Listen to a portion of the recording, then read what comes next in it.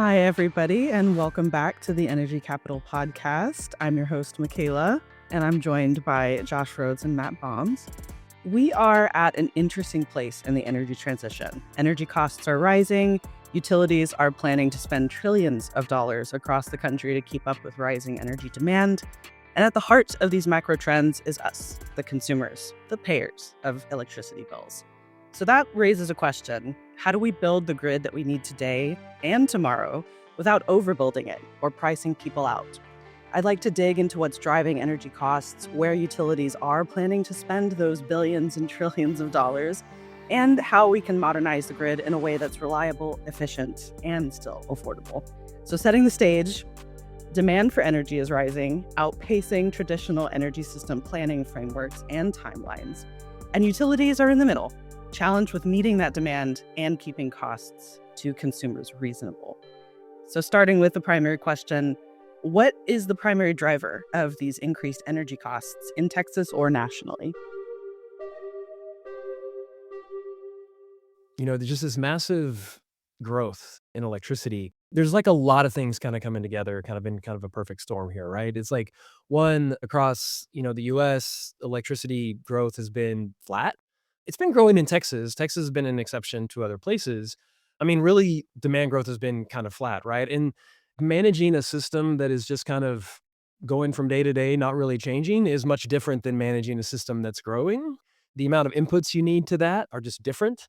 A lot of the utility spending and buying has been responding to storms or just replacing things kind of at the end of their life, but not really building for growth. And that's just a different mindset. The big topic right now is like data centers and like all this other kind of stuff driving up demand. But I mean, even before this, 2022, 2023, before we taught the internet how to talk to us, well, we were already expecting electricity use to go up, right? We were already looking at electrification of buildings and electrification of transportation and kind of reshoring of like, manufacturing, all this other kind of stuff. I mean, we were already looking at a lot of that, but then AI is here, among us, and demand is going up. There's still hangovers from like, COVID, supply chain. Surprisingly, it's really like at the same time that we're looking to grow, everything that we need to buy to facilitate that now costs like way more than it did 5 years ago. It's kind of a perfect storm. I don't know, Matt, you got any extra thoughts? I think Josh said it perfectly. The pie is getting bigger for everyone, right? Everything's getting more expensive. We've got supply chain issues. And at the same time, I feel like we're in the best possible place to meet all of this load growth. Michaela, I'm a glass half full kind of guy. And I tend to think that where else would you rather be living and working when it comes to which market is best positioned to meet all of this load? And I think we're seeing the answer play out in front of our eyes with all the action that's happening in ERCOT, right? That's true. So yeah, I'm feeling more optimistic by the day. I think it's a huge challenge, but I think we'll be able to meet it. Some other interesting things in there, like, as I was thinking about what types of fuels and things like that we're going to use to like, meet this electricity sector growth. I mean, I think if you look at the interconnection queue, we're going to build a lot of solar and storage or what is like chock full there. But like we have, gigawatts of, natural gas in that queue as well. And, long term, ERCOT's gotten about 45% of electricity from natural gas. I mean, there is pressure on natural gas prices, right? I mean, they fluctuate, but if we're going to export more from LNG and like how associated gas production is dependent on the price of oil and like all these other kinds of things, natural gas can be volatile in terms of its fuel price, which we saw in 2022 when Russia invaded Ukraine and natural gas prices tripled. Over 2 years, they tripled, and then 2 years they came back down. Doesn't mean that some other shock couldn't do that as well. And 25 years ago, there was first generation tech bubble. We thought we were going to be building a bunch of data centers for, pets.com and what the, that original tech bubble that was out there. And through efficiencies and switching to cloud and like a whole bunch of other things, that demand growth really didn't materialize. And there were utilities and builders of natural gas turbines and things like that kind of overinvested, overbuilt, and kind of got burned in that space. And I think there's a bit more discipline right now in terms of, okay, we see the growth, maybe we'll output of this factory by 20%, but we're not going to increase it by 120% or something like that, right? I think there's some kind of things going there. And just, it made me also think of back in the 70s, even going further back, we actually used a lot of oil to generate electricity. And then we had the energy crises of the 1970s that kind of got us off of using oil for electricity because oil got super volatile. I don't know. It just makes me think, could that be something that happens in gas too? I mean, probably not in the near term, but long term, it could be interesting to watch. Yeah, I think the word that stuck out to me there was discipline. So I think disciplined utility spending is music to my ears. So hopefully, hopefully we will implement some of the lessons learned from the 70s and prior. So for me, from what I've been seeing, a primary driver to increased energy costs nationally, but also Texas, is that utilities are leaning into natural gas in order to meet some of that demand. And as you noted, there's fuel costs associated with that. There's higher operating costs associated with that as compared to some of the other technologies at our disposal. So I think it's really interesting to see that natural gas is still playing a very large role in utility strategies, even though the cost of natural gas is increasing. So that's based on EIA data. So I think that's part of it, right? And then I think another contributor to increased prices is barriers to low cost energy deployment, whether that be market driven or policy driven. So if we don't have as many low cost electrons on the grid, you're going to be spending more on things like natural gas. So that's definitely going to drive up prices as well. Even like the cost for the gas power plants are up, right? When we do grid modeling, we used to do like $1,000 a kilowatt, right? That was like our thing for like a natural gas combined cycle. And then somewhere now between, 2,500 and 4,500, depending on which study you're looking at. And does that include new pipeline infrastructure and all this other kind of stuff? Which is interesting because we did a study last year or 2 years ago that looked at how cheap does nuclear have to get versus when it becomes competitive in like a unbundled or deregulated kind of market. And if we're at $4,500 per kilowatt for like combined cycle, that's about where it started to look really competitive, which is just interesting to note. We'll see, like, do people think those are long-term prices or whatever? It is an interesting point. Yeah. Okay. Continuing on. So, looking a little bit deeper into utility spending. So, as I mentioned, utilities are planning to spend trillions of dollars across the nation through 2030. And much of this investment is to expand capacity, modernize the grid and infrastructure, and then also respond to demand growth. So, bringing it closer to home, looking at Oncor in Texas, Oncor recommended their revenues be increased by approximately, I think it was like $830 million or something like that, looking at about a 13% increase over their current annualized revenues, which is a lot. That proposal can translate into meaningful bill increases for customers if regulators ultimately approve them. We haven't found out the results of that just yet. But what they're looking at primarily is resiliency and reliability projects and really infrastructure build out, which is not a surprise given the cost of service regulatory model we have in Texas. So, when we talk about utilities needing to invest all of these billions of dollars, millions and billions of dollars, what types of projects are truly necessary for reliability and what might be deferred or approached differently? Simply put, are utilities investing in the right places in order to meet demand, but also meet responsible costs for consumers?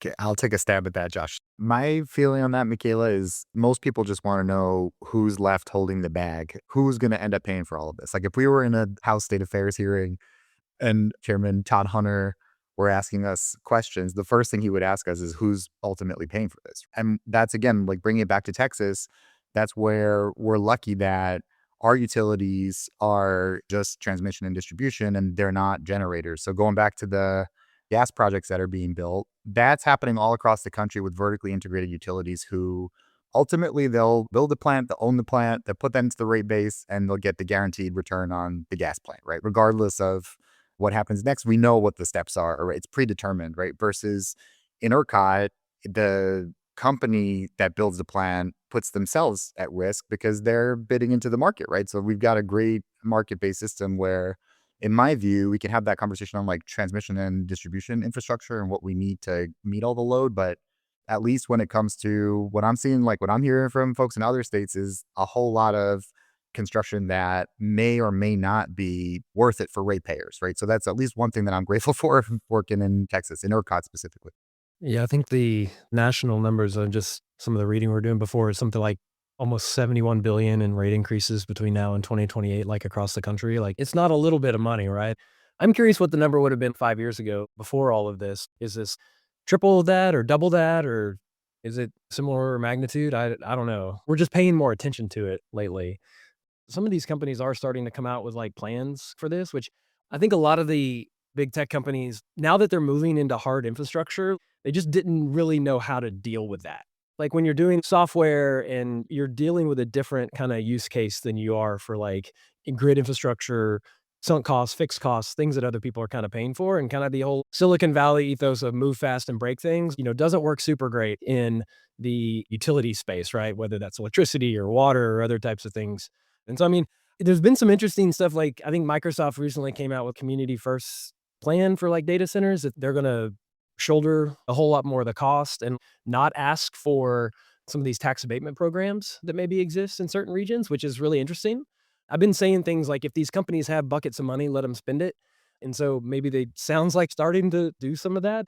But it's been interesting, probably like, working through that regulatory structure, right? It's like this is probably the first time that companies have come in, been willing to do that, or at least got to the point where they've been willing to do that, right? Just because of how fast they want to move and all this kind of stuff. So, I mean, I think it's a really interesting model that, may start working, particularly in some of the regulated parts of the state, right?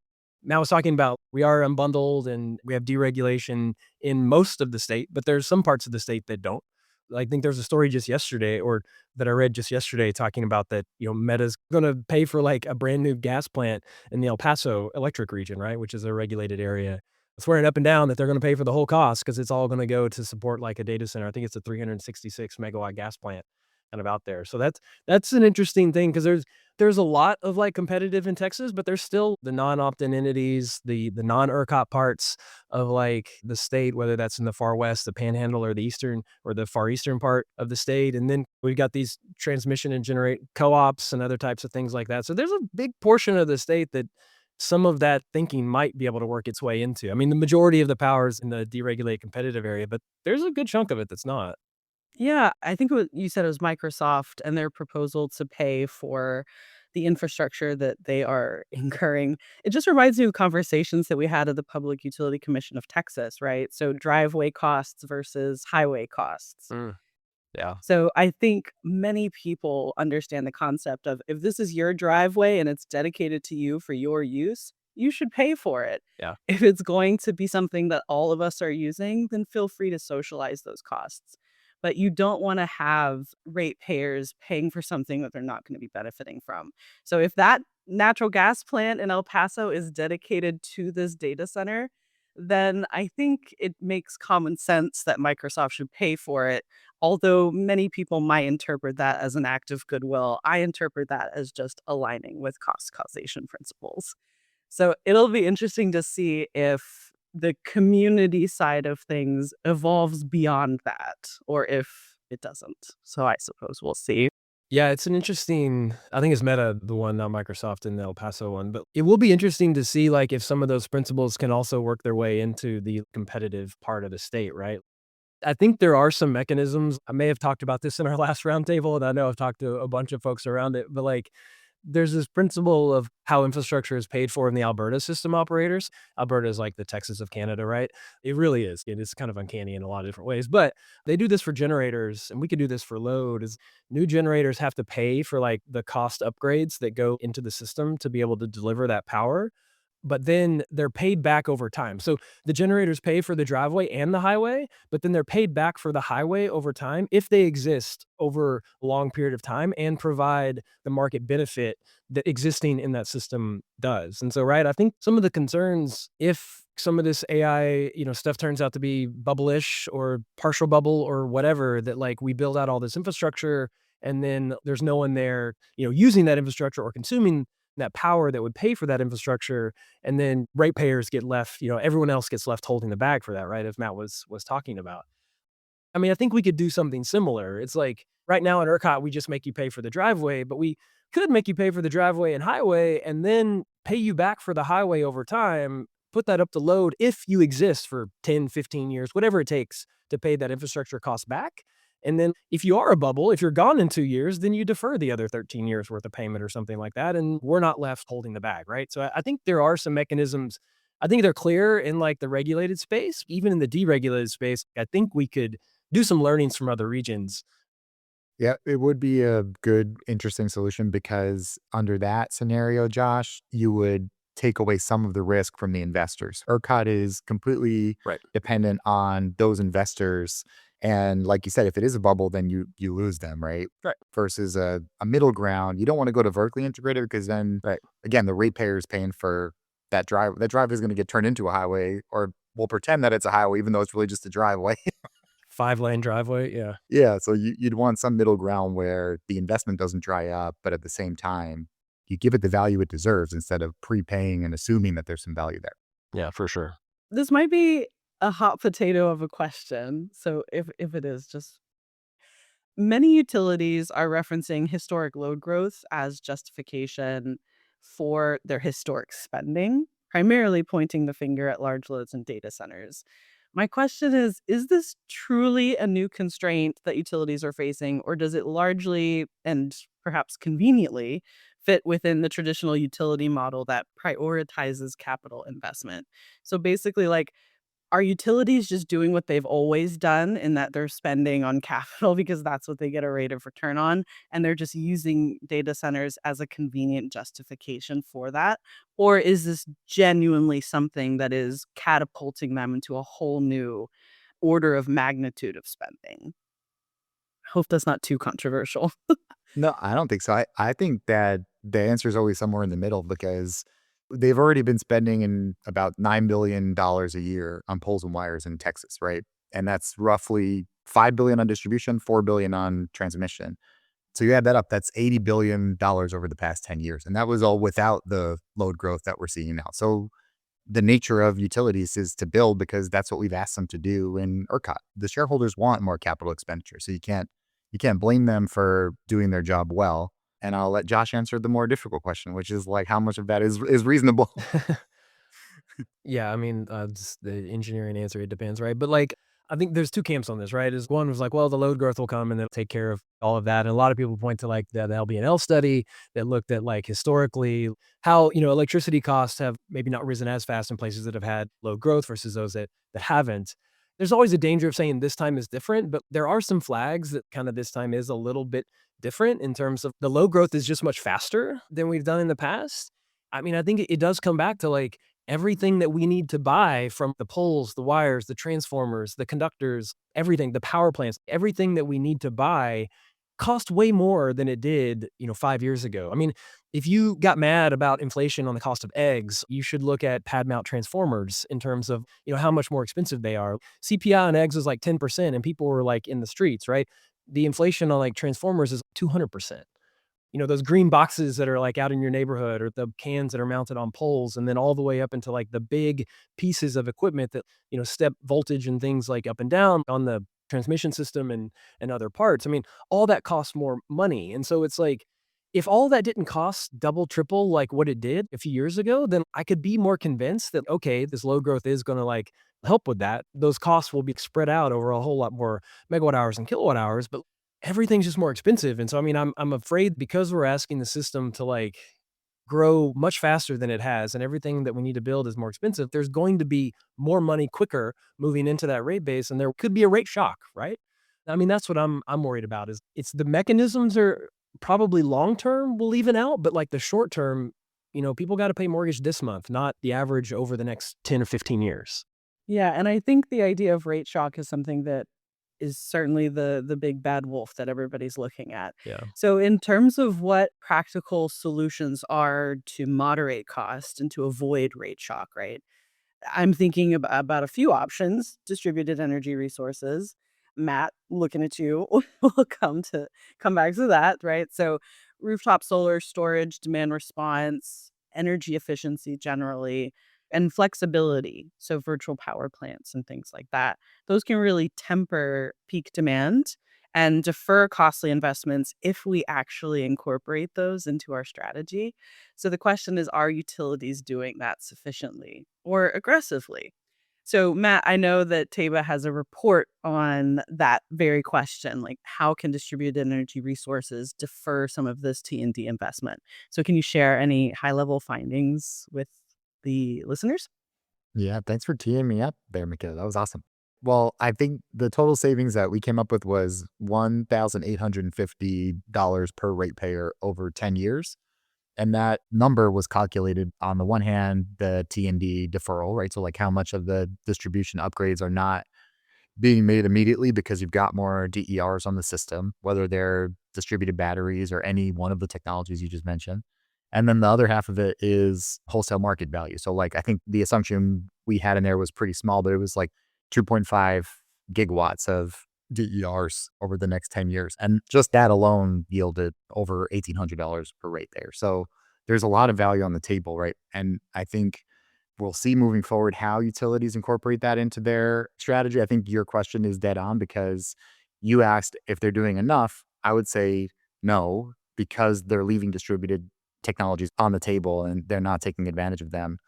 But again, poles and wires only, ERCOT. So if you're a TDU in ERCOT, you're just building out grid infrastructure. You're not allowed to deal with storage unless you're a CPS or an Austin Energy or one of the vertically integrated ones. So that would be the reason why.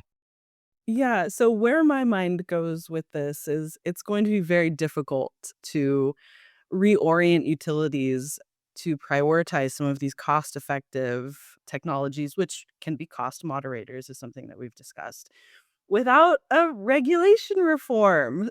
I think cost of service regulatory models had their purpose, and I think they've served people well in the grid of yesterday, but I think that performance-based regulation is hard pressed. I'm hard pressed to understand how we're going to get to a more flexible, dynamic energy system, distributed energy system, without taking a hard look at how utilities are financially incentivized to get there. And in Texas, I just don't think that many of them are, unless, of course, you're an integrated utility or an OE or something like that. But that leaves a lot of other folks on the table that don't have those incentives. So that's a question. And is there the political appetite to tackle that, right? Because we've had cost of service regulation in Texas for so long. So that's certainly a question I have. I think you're spot on, Michaela. And Matt was mentioning it earlier. I mean, just follow the incentives, right? It's like if you change the incentives, the companies will change their behavior, right? It's just cartoon, like a trail of money, right? It's just make it go a different direction or whatever, and they'll go a different direction, right? It's just pretty much that simple in concept. Probably not so much in terms of changing like, the regulations and things like that. I think you sent this out. There was something about, okay, if like costs are going to go up, it actually starts to make distributed energy resources look better, right? Because I mean, a lot of times you're making comparisons like, do I get solar? Do I get storage? What does that cost relative to like my electricity bill or whatever arrangement I have for energy? And like, as the electricity, as one side of that equation goes up, then like, systems that were more marginal or maybe didn't pencil out, start to pencil out, right? I mean, I think we're seeing this in ERCOT, like wholesale prices as those have gone up, particularly in like the western part of the state. I mean, those have gone up. I was just looking at the western load zone prices yesterday, and they've gone up last year quite a bit further than like the years before in other parts. And so as those costs go up, whether that's distributed energy resources or more utility scale, wind and solar projects, they start to pencil out even with the loss of the tax credits. There's kind of like, we'll see which one wins there, right? There's like dueling things. One, the loss of the tax credits makes them more expensive, but if the cost of the grid's going to go up and electricity prices are going to go up, then maybe they start to pencil out again, right? It's a weird, what's the new equilibrium going to be? When have we ever had an equilibrium? But when will we get there? But even getting back down to the distributed side, for distributed energy resources, I mean, I don't love that this is the mechanism, but it's the silver solar lining of this, right? Is more of those DERs become like more, competitive in this region where prices are going up. Again, don't love that that's the reason why, but it might be the case, right? Yeah. Yeah, I think for me, it's a very interesting and perhaps unintended consequence of some of the federal policy changes that we've seen related to clean energy. So, rising energy prices might actually make it more financially viable or feasible for people to make these investments. So, to quote what the resource I had shared, it was a Wood Mackenzie report, and it found that increasing retail rate escalation can reduce payback periods by about a third for commercial systems. So, my interpretation of that is that could spur more renewable energy deployment, even as we contend with the materially different federal tax credit landscape. So, I think that that's really interesting because it's a bit counterintuitive. You wouldn't expect Yeah. that to be the result, but it absolutely makes sense. If energy is more expensive, it makes it more feasible for me to just invest in my own energy and produce it at home rather than buying it from my utility. So I think it'll be interesting. While those changes may have been intended to decrease renewable energy deployment, it might actually have the opposite effect now that markets have kind of taken hold and we're seeing these different trends. Yeah, like, I've not looked at this at all, but it'd be really interesting if, okay, with loss of the federal tax credits means less utility scale gets built, so the price of electricity wholesale goes up, so that means that retail goes up, so that means people build more distributed energy resources because the cost of has gone up. If we just completed the circle on that, and that's actually where it came to, like, again, I have no data for that whatsoever, just a hot take on it, but I don't know, that would be really interesting to see, but maybe we're starting to see that. Yeah. If you do any research on it, please report back to the group. Okay, I will do. Will do. The problem is also like to unlock the real value of those distributed resources, there's so many layers of the value stack that Yeah. are currently not accessible, that are not available in ERCOT to customers, right? Like I mentioned, the T&D deferral, that's not on the table. The way that prices settle zonally instead of nodally, right? If we want to get real nerdy and talk about if there's a customer in a really overloaded substation in Houston on a really hot day in August, why aren't they getting rewarded? Like that we have all the technology in place to make that happen, but it's ultimately a policy choice. And that's what I love about what you said, Michaela, because we're not asking anyone to reinvent the wheel. Like if when you say performance based regulation, what we're saying is essentially shouldn't we reward utilities based on how reliable they are and how much money they save for their ratepayers, right? And like there are other states across the country that do that, like Arizona, Georgia, Illinois. We can look to other places, and like Josh mentioned, Alberta. There's plenty of successful case studies where folks are doing that in a better way, because ultimately the way that we set up our system here in ERCOT is cost recovery for all capital expenditure. It's not based on how many consecutive days you keep the lights on for your customers and how much money you save them. And I think you hit the nail on the head with it mostly being a policy choice, right? We can choose to better compensate residential customers for grid services. We just have to commit to it. And I think we've started a lot of progress there. But to your point, there are additional pathways or components of the value stack that we could really be utilizing to deliver even more benefits to consumers. It'll be interesting to see how that evolves over time and if there is the momentum to get there. But to your point, yes, I think that we do want to reward utilities for performance, not necessarily just for capital investment. And also to take it one step further, Michaela, I don't know if you agree with this, but it sometimes takes emergency or a disaster to shake people, because I remember Hurricane Beryl when folks started questioning Centerpoint and folks in Houston were really outraged at what happened. I hope it doesn't take that. Like, I hope that we'll be more sensible and plan for this and really be able to meet the moment, like actually reward utilities for performance instead of just writing blank checks. Yeah, so I think my interpretation of a lot of the utility spending that I've seen, and I haven't read every proposed rate case or strategic plan that a utility puts out, but a lot of them are reactive, right? So it's we experienced a hurricane, we experienced a wildfire, so now we're going to be investing in these strategies versus an adaptation perspective. So if we know and if we look at the data, we are going to be experiencing more challenges in the future, but perhaps not less, right? So it would be interesting to see how utilities plan to innovate and adapt over a long time horizon versus having plans that are a bit reactive in nature. And that can really change the perspective, I think. It can also change how a consumer is actually going to be serviced. So I want to be able to rely on my utility and being aware of them looking into the future versus the past, I think would really increase confidence that they're actually going to be doing that. I'll pay for that. Like as a consumer, I will pay for adaptation because I think that's going to benefit us in the long run. For me, it's a bit harder to pencil out if you're only going to be reacting to things that we've experienced thus far, because we know that the future is going to look a little different. Yeah, I will say it is That might be a hot take. maybe I'll provide a little bit of pushback. Predicting the future is hard. Yogi Berra taught us this.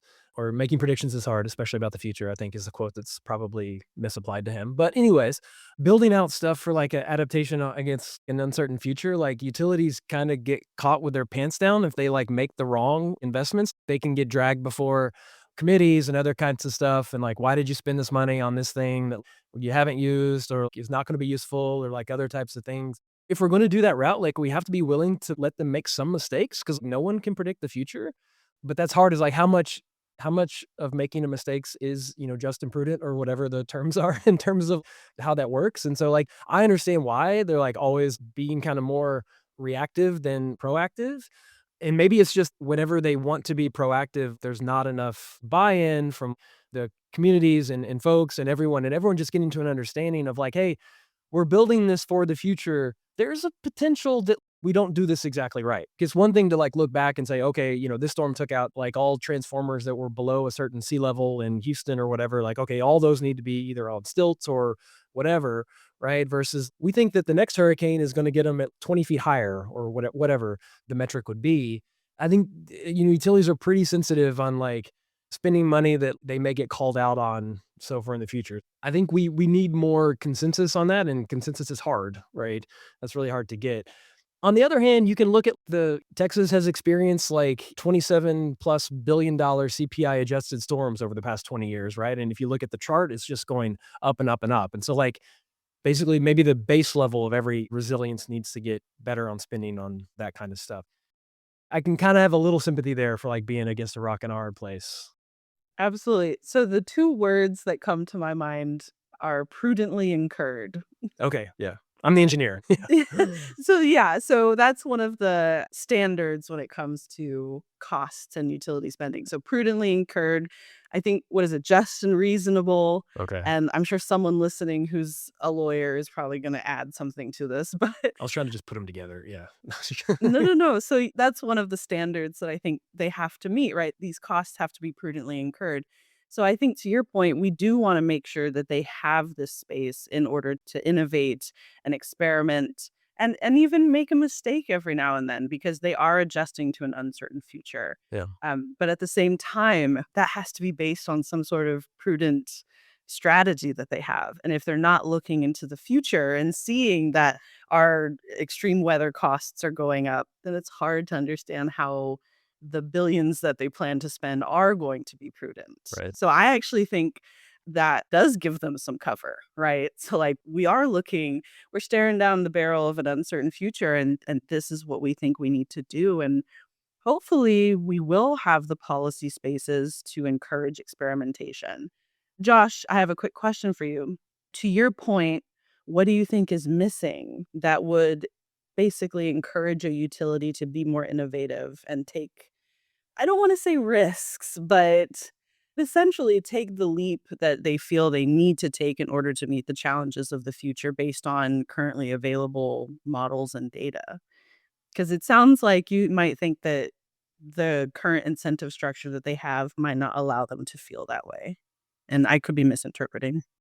Well, I mean, I know utilities can do things like pilot projects that are like, it's kind of in the name, right? Okay, there's a pilot, we're going to try something out. Who knows? Maybe in the face of like how fast things are like set to grow and how much more we're set to spend on like electricity and how much more electricity is going to be going, maybe we just need bigger pilots, the ability to take some bigger steps kind of in that direction. And maybe that's the vehicle that it can be shielded through. I actually don't know if there's, okay, pilots can't be more than 2% of operating or whatever. I have no idea, like, if there are even like current constraints on that. But maybe in the face of, higher levels of growth, being able to have some like higher value pilots and things like that to try out some of these new technologies, whether that's bigger virtual power plants or advanced conductoring or whatever it is, to let them try some of these things.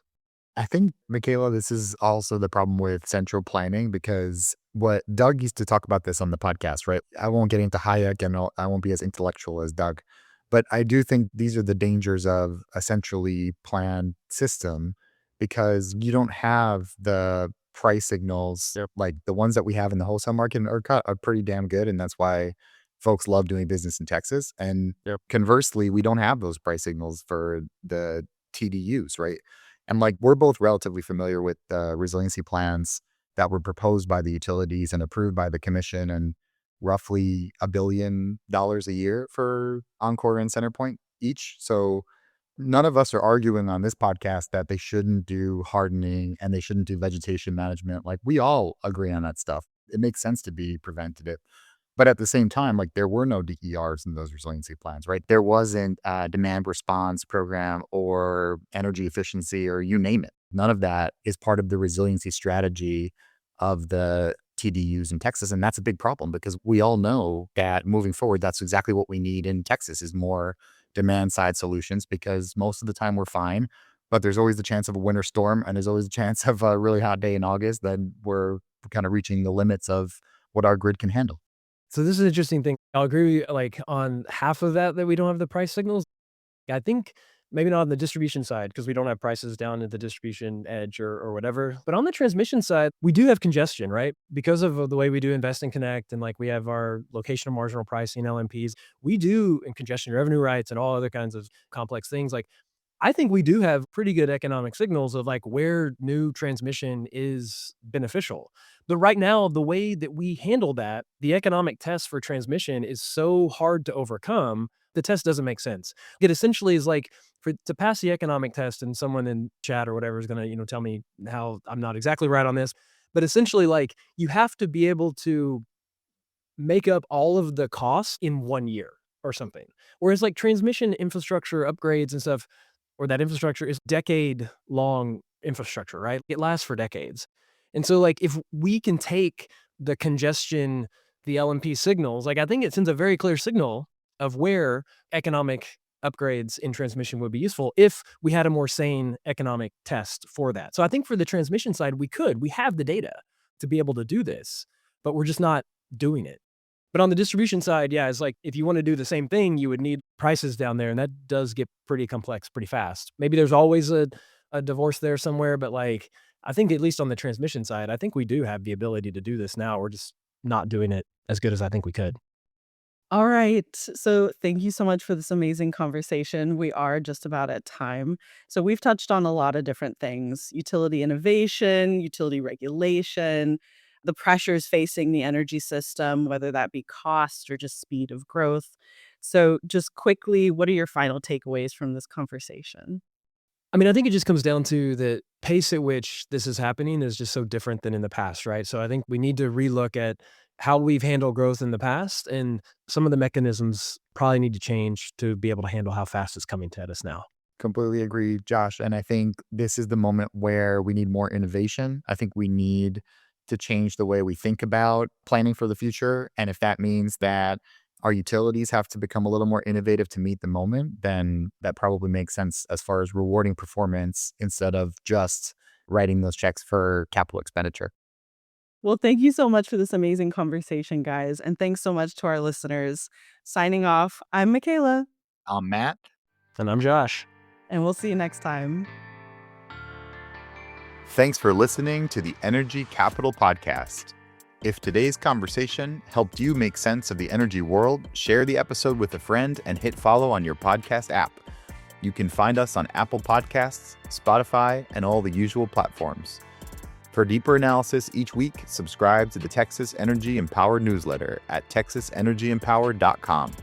That's where you'll find every episode, every article, and all of our latest updates. We're also on LinkedIn, X, and YouTube, where we post clips, insights, and ongoing commentary. Big thanks to Nate Peavy, our producer. I'm Matt Boms, and I'll see you next time. Stay curious, stay engaged, and let's keep building a stronger, smarter energy future.